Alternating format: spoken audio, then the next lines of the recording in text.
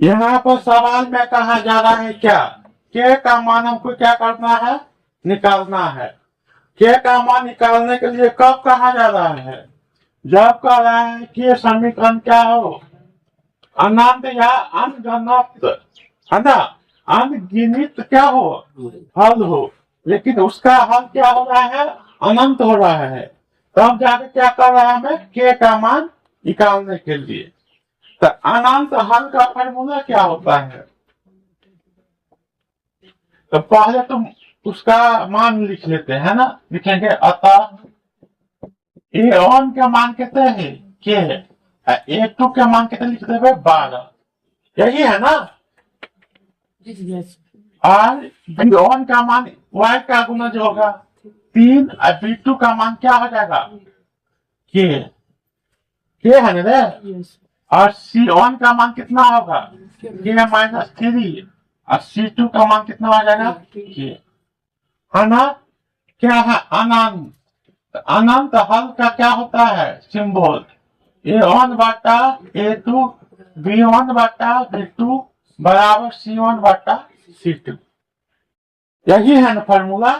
A1 का मान कितना है, के, और A2 का 12 बराबर B का मान कितना है, B1 का 3, B2 का के, C1 का मान कितना है, के -3, और C1 का मान है के -3, C2 का मान कितना है, के।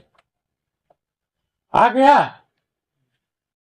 अब हम क्या करेंगे, यहाँ पर देखो सवाल में ये हम लिखे क्या है, ताकि अच्छा लगे, देखने में समझ आए, तब जाके क्या करेगा वो मार्क देगा।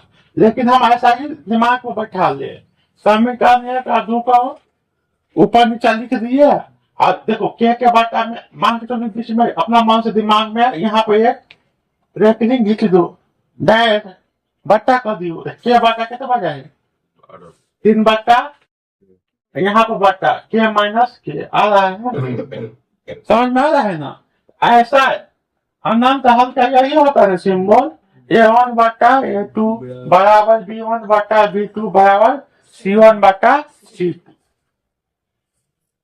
अब क्या करेंगे हम, एक बाजी के को हम इसके बराबर कर देते हैं, है ना, समझ में आ गया। देखो आप एक बार क्या करेंगे, इसके बराबर कर देंगे, समझ में आ रहा है ना। तो आप लिखेंगे के बट्टा 12 बराबर 3 बट्टा कैसे,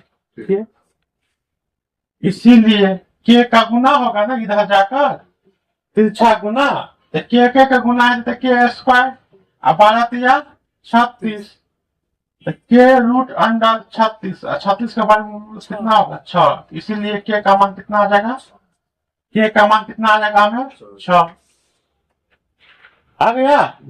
फिर अब हम इसके मान के बराबर करेंगे ना, तो 3 बट्टा के बराबर के -3 बट्टा कितना, के से के कट गया ना, नीचा से नीचा वाला बराबर के दोनों साइड है तो मान क्या होगा, एक रंग है तो कट जाएगा, तो के से के क्या हो गया, कट गया, तो क्या होगा 3 बराबर के -3, तो -3 को इधर लेंगे, ले आएंगे बराबर इस साइड लाएंगे -3 को, तो क्या होगा +3 बराबर कितना, के बराबर कितना हो गया 6 के, इसीलिए के का मान कितना हो गया 6, और कि दोनों को बराबर किए तो के का मान क्या आ गया, ये आ गया, है ना। निकाल देंगे ना आप, कितना आसान है, चलो लिखो।